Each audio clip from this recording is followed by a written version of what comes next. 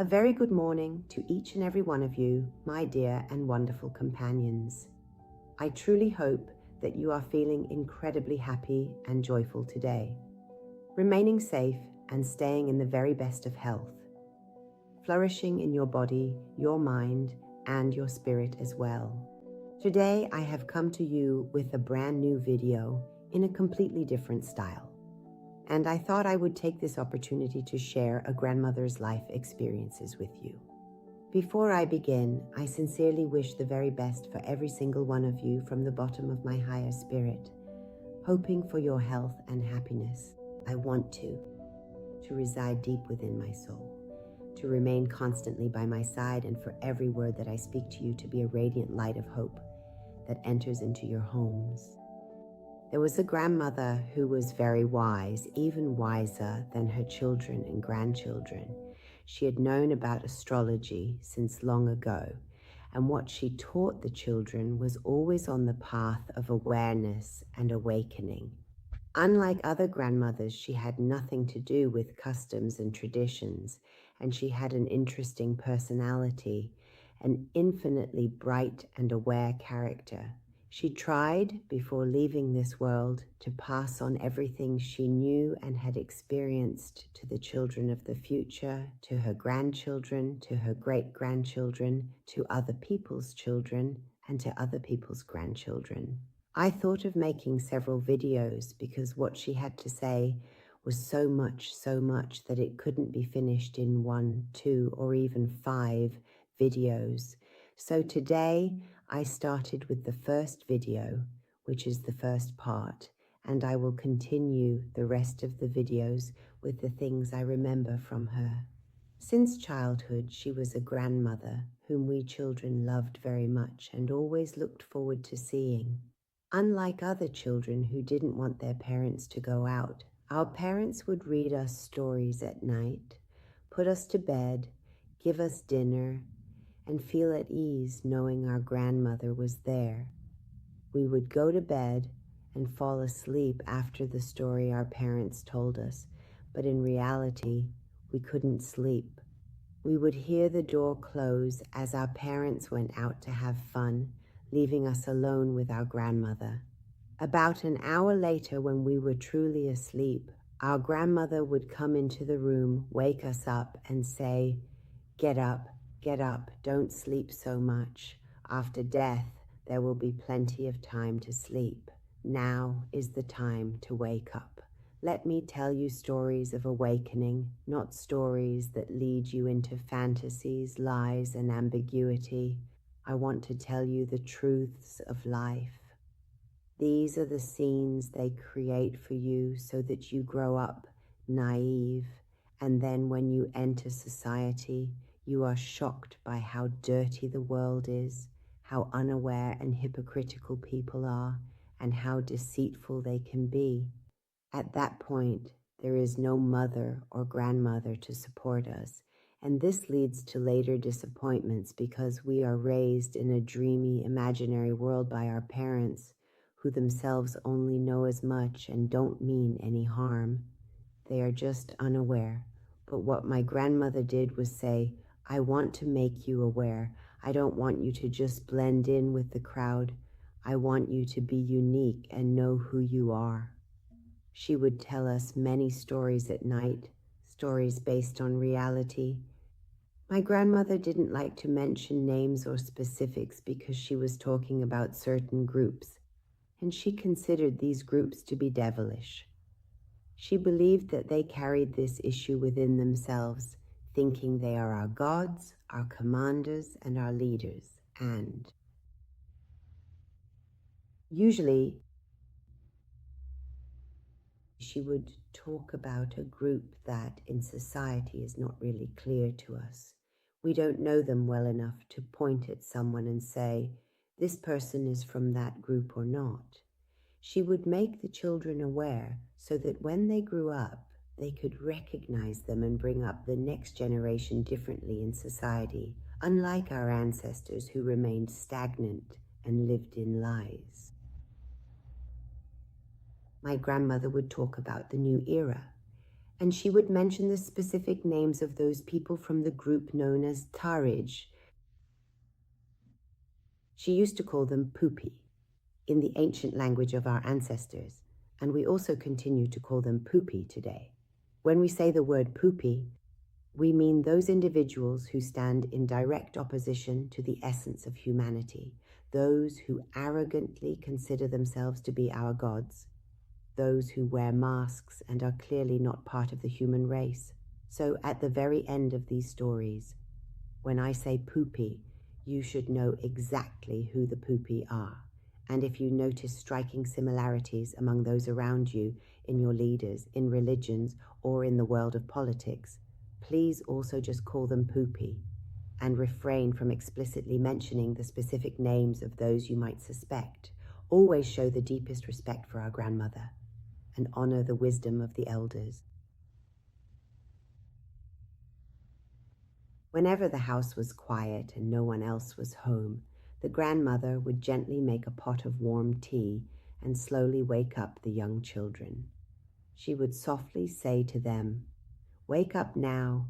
Please don't sleep anymore. Come closer so I can tell you some wonderful awakening stories."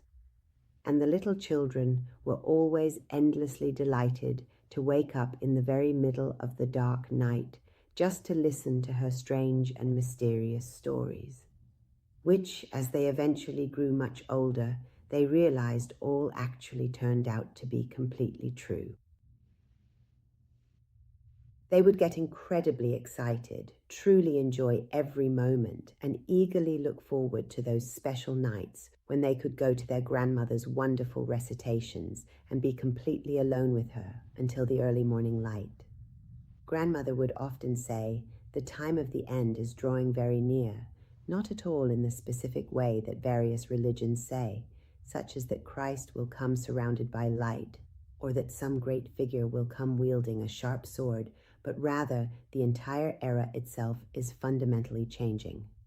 And when the era changes, the world will reach the absolute peak of human misery, intense oppression, and profound darkness. The Popis, or the great powers of the world, will show every bit of their strength because they know deep down that they are about to disappear forever. And at the very height of this darkness, when every single person feels miserable and entirely hopeless, suddenly, just like the beautiful dawn appearing after a very long night, a ray of sunlight appears, and it brings life to the world, starting from the place where people have suffered the most injustice. Then it spreads, growing larger and larger until it covers the entire planet. After that, a new era begins, and for the next 3,000 years, the world will be completely different. Mother Pusag spoke about two different groups, the group of darkness and the group of light. She said that at the end of times, when we truly want to enter the new era,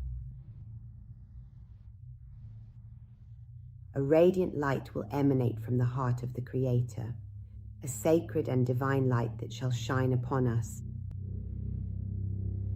Unlike ordinary human beings or earthly leaders, it will eventually appear from the Far East, and it shall surely bring a lasting peace to the entire world. And after that time has passed, there will no longer be any individuals holding titles such as president, religious leader, or the king of any such and such country. Political leaders and various religious figures, all of these roles will completely disappear from the earth. The entire systemic structure of bullying and coercion, where one person rules over others simply because they possess power, whether that power comes from money, status, or other reasons, will vanish. All of these old ways are based entirely on deception and systemic lies, involving false claims to know better than everyone else, and they will finally come to a definitive end. As a direct result of this shift, the entire old system will utterly collapse. He said, "You children are the true leaders of that future world, and you must not let your parents brainwash you or limit your potential, just as our own parents unfortunately did to us in the past." who are the same age as your mothers and grandmothers. They brainwashed us at a time when we were aware, when we could see with our third eye, and every child's third eye is open. But advertising, the system, the economy, the material world, all of these things, bit by bit, every single piece of the food we eat, the very air we breathe, the complex environment we live in, and the specific upbringing we receive in our schools, all of these factors gradually work together to close our third eye, and eventually they even shut our real eyes. We slowly become like robots, living our lives just like everyone else around us. Unlike others in the depth of traditional wisdom, our elders used to say, "Don't simply become like your father, and don't just become like your mother. You should take the good qualities that come from their love, but you must realize their knowledge was never enough for the future. You have come here to build a much better world, so you don't want to just follow blindly in your parents' footsteps. Instead, you want to create a better world for everyone. And a better world always starts with ourselves. If I keep my own house clean, it directly benefits me. My home becomes cleaner, more peaceful, and a much better environment to live in. But if I leave the door wide open for any random intruder to come in, I won't be safe myself." So we truly need to set aside the old idea of making heroes out of others and start looking within. And we should try to start building the better world we truly wish to live in ourselves, instead of just waiting around for someone else to come along and fix everything for us. We must take the initiative to create the future we want. This is a clear indication of personal weakness. It shows that I am not truly able to independently make important decisions for myself, my own life, and the world around me. But when we become fully conscious and aware, we no longer let anyone else make decisions for us.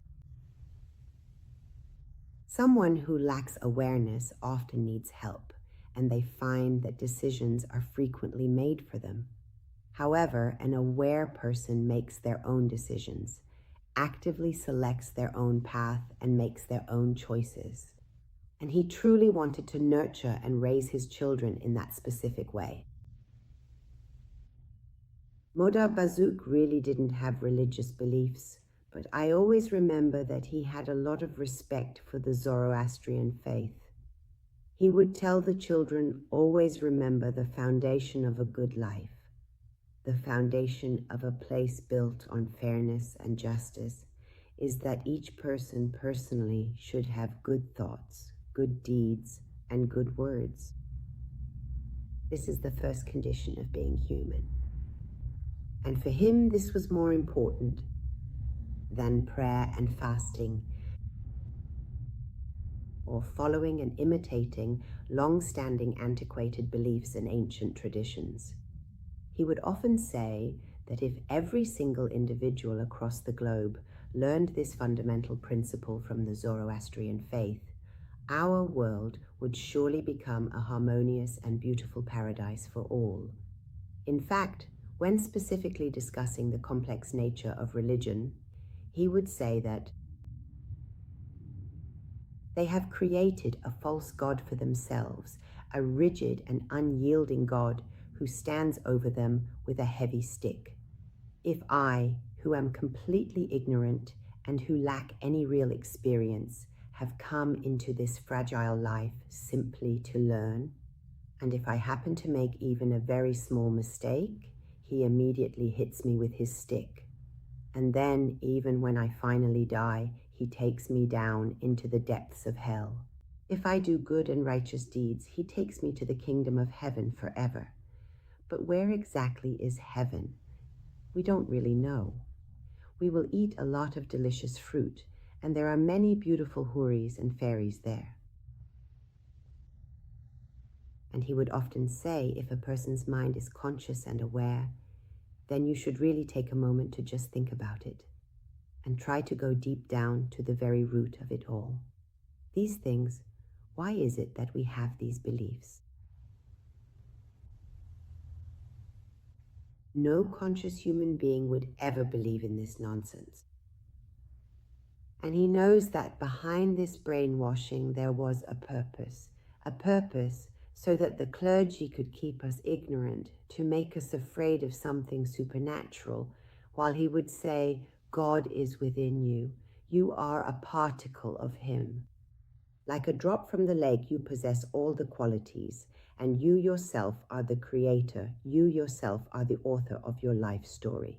He would go so far as to say, who said that God created me? If I didn't exist, there would be no God. At first we would laugh, but then we would think about it and say, if there were no humans, there would be no God. This God that has been made is a creation of human hands. It relates to our thoughts. Our thoughts created it, and this God we've made is very similar to humans. We have power, meaning with our own thoughts, with our own sense of time, which, as he said, only exists in the third dimension. We even know God in this way. When we die, this happens on the 7th night, this happens on the 40th night, this happens on the 1st night. Their time doesn't exist. Time only exists here. So when you look closely, you'll see that the concept of sacred seeds or moments doesn't exist in other dimensions. So why should I sit in mourning for the 40th day, the 1st year, the 7th day, and all these other rituals? Didn't my loved one go to the hell or the heaven? It is quite clear that all of these concepts are entirely manufactured, constructed, and fabricated by humans with the same limited and narrow perspective of the human intellect. That is to say, these people have drastically underestimated the true potential of human beings, and we don't make any conscious effort to show that our collective intelligence shouldn't be questioned. And this was something that grandmother insisted on telling as much as she could to the children she took care of, saying to them, hey, some of the things she said were really funny and no one had ever heard them before. Really, to sit down and think it through and ask, what's the logic behind this? Why do the rich always have a more comfortable life? Why do the rich always enjoy a better life and can benefit from better health? Because when they have access to better things, their health is also better than that of the poor, since they eat better food as well. The rich travel more, have more fun, and own more beautiful homes. They have more confidence and significantly less fear. So when we consider all these various societal standards of those individuals who are significantly better off than we are, and we place them onto a completely blank piece of paper, are worthless. It all comes down to this, so someone must have created this. But for me, if the value of the world is based on money, who created this money? God? Yes, that's where it leads. Religions say you can do anything, commit any injustice in the world. You can take the life of any person you choose. Use your vast wealth to hire the most powerful lawyers money can buy. Go into a court of law and emerge completely victorious. And then, even after you pass away, your survivors can pay for endless prayers, donate massive sums of money to churches, and give away food at mosques. So it seems you can even secure a place for your soul in the eternal paradise of the afterlife. Who is the owner of paradise that you can buy? God. So their God is very money-oriented. Apparently, you can bribe God with money. I can do whatever I want here and then pay a lot of money for people to pray for me, build buildings, donate to charity, and support religious institutions, so that they can also grow and become wealthy. But when I die, God makes a deal in the afterlife. Are your relatives, those who are in the afterlife, spending what you gave them well? Are they giving it to others? Is their God also about money? If someone has complete wisdom, if they think deeply, they go to the root. It has always been said, don't chase after what you get today. My grandmother used to say that. If the root of an apple tree is worm infested, no matter how much you clean the apples, you might say that today I ate a clean apple, you ate a clean apple, but there was a worm inside, and this worm is always there. Wait until a dedicated group of highly skilled professional gardeners finally come and thoroughly clean the deep root of that ancient tree, and eventually find out exactly where this invasive worm originally came from.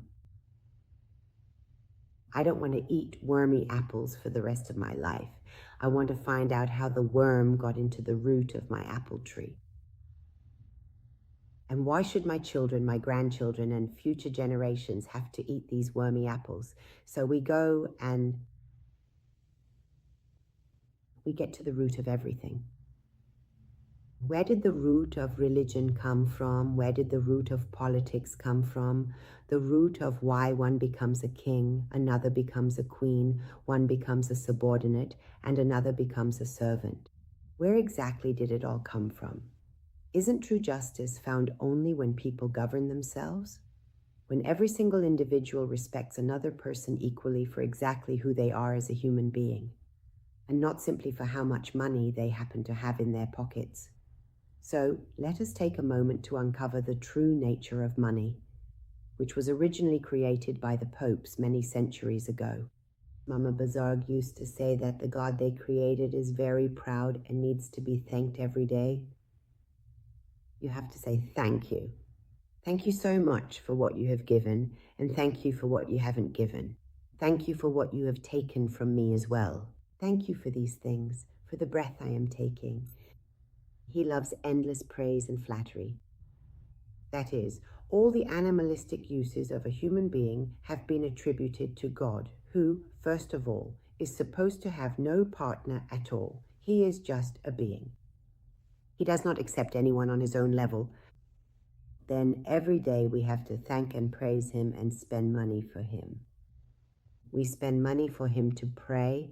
We spend money for him to go on religious pilgrimages. We spend money for him to recommend other religions, to feed those who do religious leadership, because they have no other job. Other than talking, they are not workers, but the worker has to go do manual labor and still give money to religion. Now, 10%, 20%, 40% is the religious cut. And then their God himself is confused, meaning he himself doesn't have a clear opinion. At one point in life, he brings Christianity. At another point, he brings Islam. At another point, he brings Judaism. At another point, he brings Zoroastrianism. At another time, he brings the Baha'i faith. At another time, he brings the Armenians. He brings the Assyrians. All of these have come from God. And he would say that we are also born into a family. And in that family, the condition is that if you don't follow that religion, you'll go to hell. So their God was also completely and utterly lost, and didn't give the true and right path to these poor wandering children, to his very own faithful servants at all. Now I find that I have to dedicate my entire life and listen to these absolutely preposterous matters, and they have successfully transformed us into nothing more than completely directionless laborers. From morning to night, go to school, respect your elders when you finish school, get married, and once you're married, immediately have children. Then once you have kids, you have to have a job and a life, buy a house and work. You have to work hard every day, whether you like it or not, go to work, and then you get old, then you take medicine, take all those medicines. You absolutely have to take them to live better so you don't feel pain, and then you die. That's our fate. We came here, and I think animals are better off than the kind of human my grandmother described, which is most of us. Animals live intelligently. They have freedom in the jungle. They're not trapped by customs and traditions. They don't force their children to go to school. They don't push their children out of competition with neighbors and relatives to become doctors. They only eat as much as they need to be full and leave the rest. They willingly distribute the rest to other animals. Even the mighty lion of the jungle shares with the smaller, less powerful creatures. But humans, whom they highly commend and praise, it is the nature of human beings who are perpetually unsatisfied and never truly full. The ideal human within the confines of this modern society always remains fundamentally incomplete. He is never satisfied. Today he wants something and finds it. Tomorrow he wants something else. Then he wants even more. Then he becomes more cunning, then wealthier, and then greedier. In other words, he always wants more. He is overtaken by greed. This is the kind of person they call a successful human being. Then he throws even bigger parties, either to compete with those above him or to make those below him feel envious.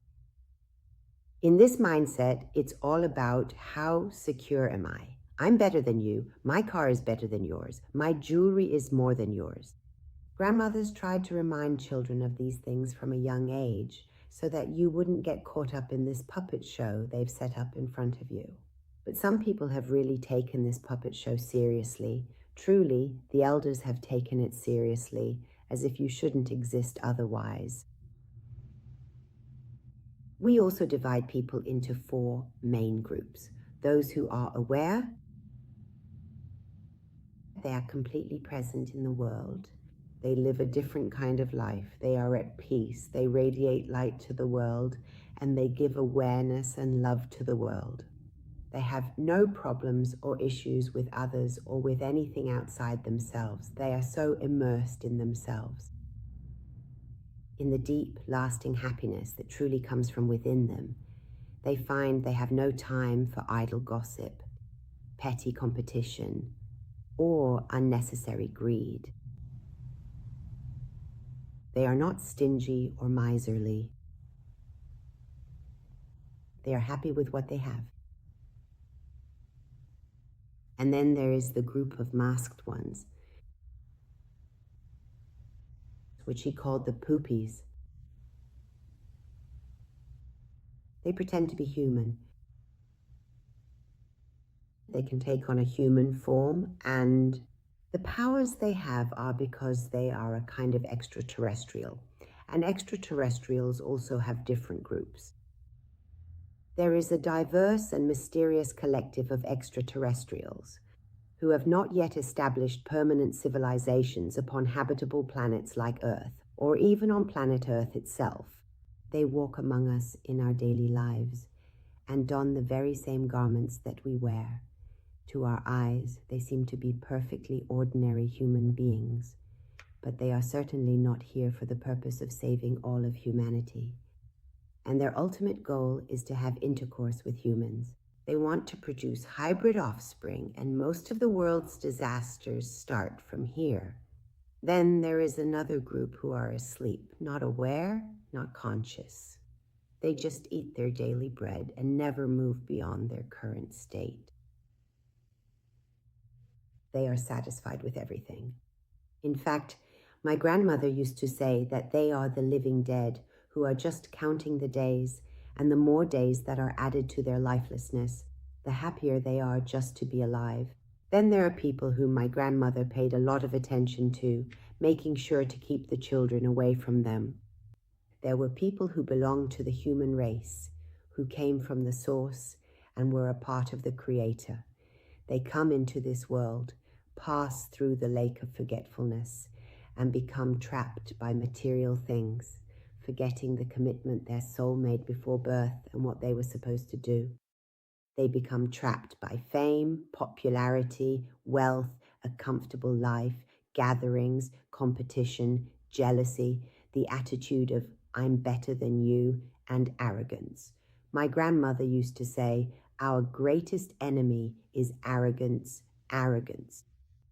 Any form of it is wrong, thinking that I should love myself and be proud of myself. They are the complete opposite of false pride, and they unknowingly sell their souls. And once they've sold their souls, there's no way back. They become among the wandering souls even after death. They belong neither to this side nor that side, neither among the angels nor among humans.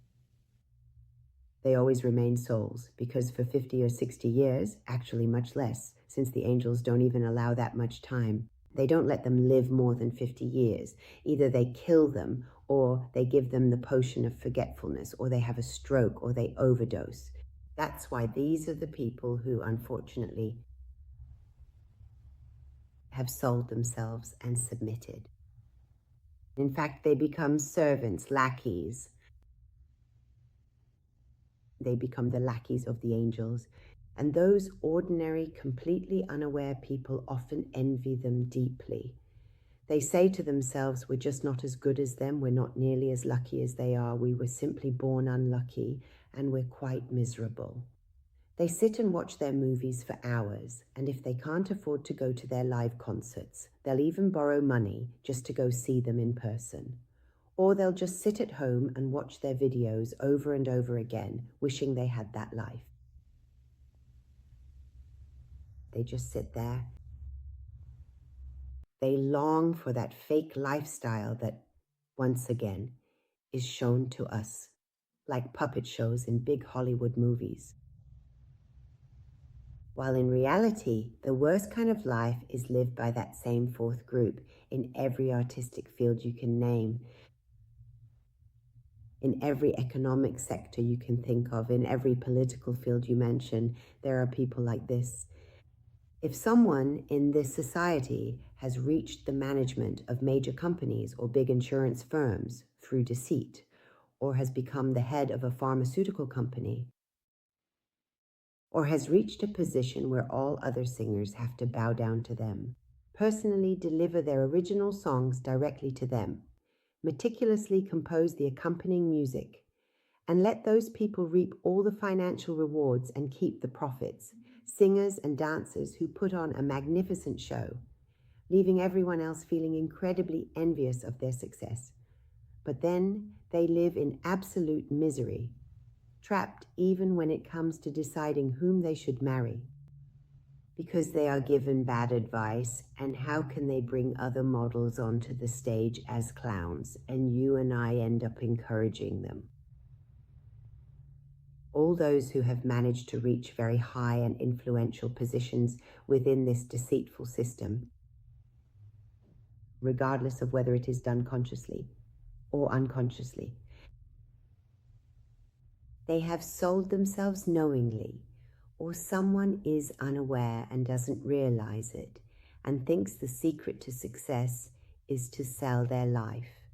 Or maybe someone has consciously signed a contract and made them their god, obeying them, and in return becomes famous, well-known, gains lots of followers. My grandmother used to tell the children strange stories, stories that, if I get the chance, I'll share with you in the future. Stories of Lunita, stories of people who committed crimes, stories of people who sacrificed themselves, who were born unaware and left this world unaware. Stories of people who I thought knew a lot, but in reality, I knew nothing, and people whom she admired and respected because they sought the truth, never accepting anything blindly, but instead asking questions and seeking answers, working in the path of awareness, light, and love. And this was the moment when my grandmother would jokingly say, "Let me tell you another story." Even though her eyes were sleepy, she was tired, and she would fall asleep, because the next morning she had to answer to my parents about why she hadn't slept that night. But the love she had for the world, for the planet Earth, for awareness, she wanted to share it everywhere, as much as she could, as far as her reach allowed, as much as was within her power, to pass it on to the next generation. My grandmother used to tell me all the time, it takes many long years, slowly and steadily, piece by piece, for the final moment of explosion and the eventual separation of two poles to actually happen.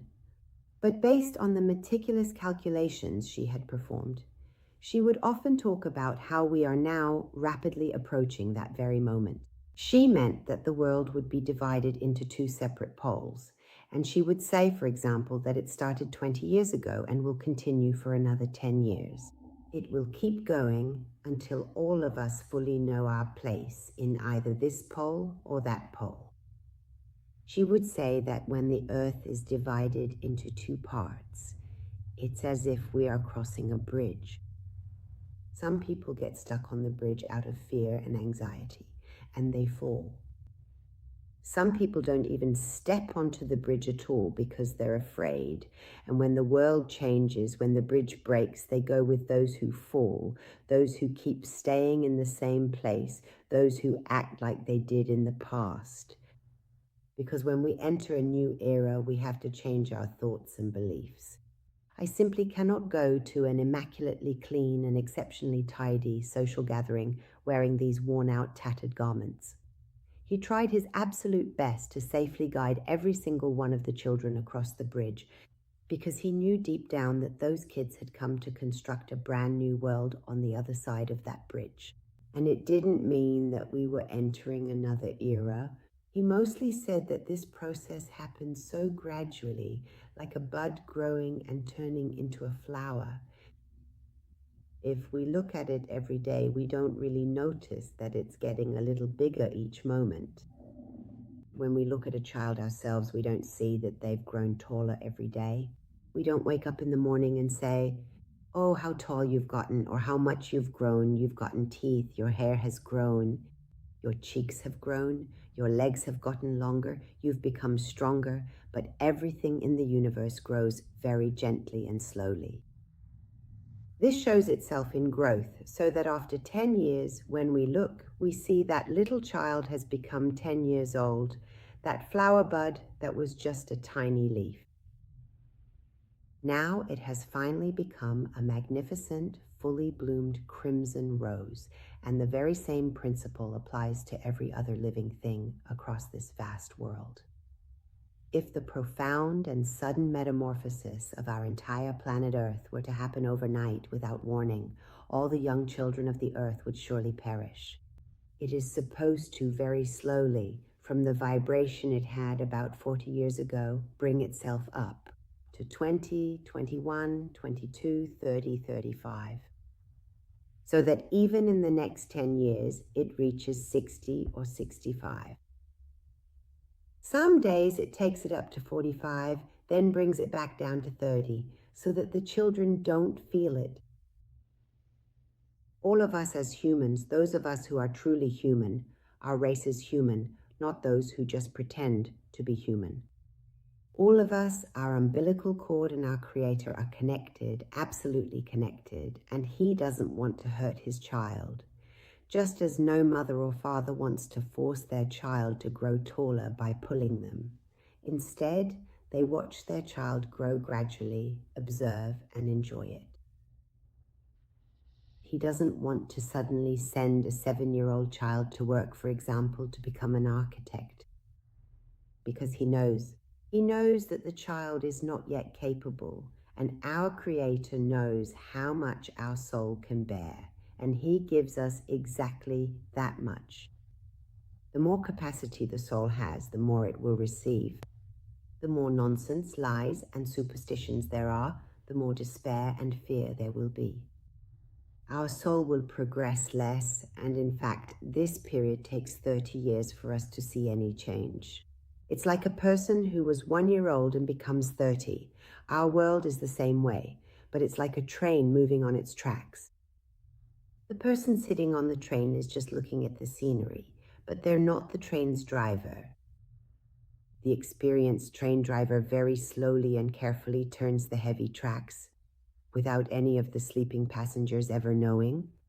But every single morning when you finally wake up from your slumber, you feel like your society has changed. You feel like the scenery is different now. People are different with each other. Society is changing. The style of restaurants, parties, and the way people dress is changing. It's changing, just like the view outside the train. We can see that it's changing. But if someone who's a passenger sitting on the train starts overthinking, starts asking, where are we going? Where are we headed? Every moment looking back, where are we going? What are we doing? What's going to happen? Will it be good? Are we going somewhere good? Will we have an accident? Will we die? Will we survive? In the end, they'll throw him off the train because this causes commotion and distress and it bothers the others. Mother Earth throws him out and says, you don't deserve it. You don't deserve the place I'm taking you to. But if we sit on the train and trust the train driver and look at the scenery, observe the changes, experience the 4 seasons, and become one with the universe, trust that the universe itself has brought us here and it will protect us. It takes care of us. And whenever our journey is over, it will take us away from here with dignity and respect. We don't need anyone's approval, we don't need money, and we don't need to carry feelings of guilt with us. We leave with a very beautiful small suitcase. What's in it? Just the experiences of our journey on earth, that's all we have. Grandmother always used to say, be careful with that little bundle you're taking with you. As a soul who has traveled here, make sure it's filled with light and love. Don't fill it with street stones. Put pearls in it. Let me end with this last point. I'll finish with grandmother's words and see you in my future videos. See you. If you'd like me to talk more about grandmother's words, the stories that were the result of a lifetime of 80 or 90 years of experience, be sure to write in the comments, and I have countless stories from her to share with you. I'll share them with you, but I'll end my talk with this. My grandmother always firmly insisted that you should never, ever believe the clever tricks of these games. You are the lead actor, the strategic player, the creative director, and the entire audience. You play the game with all your heart, but you must remember it is just a theatrical play. It is all happening on a stage, but in reality, it is nothing more than a performance. Don't take it so seriously that you start to believe that this game you're playing is real. It's just a game, dressed in the costume of being human. When you step off the stage, just a moment outside, you see reality. You understand the truth, and the distance is just 1 second. The distance between being alive and being dead is just 1 second. As soon as 1 second passes after death and the truths become clear. Ah, this was all a dream. This was just a school. This was just an experience. Did grandmother insist that the children think about death this way? Not as something that leaves the world and is destroyed, but as a soul that returns home. I love you. I entrust you to my great God. Until the next video, have a good day and peaceful nights. Hit the subscribe button.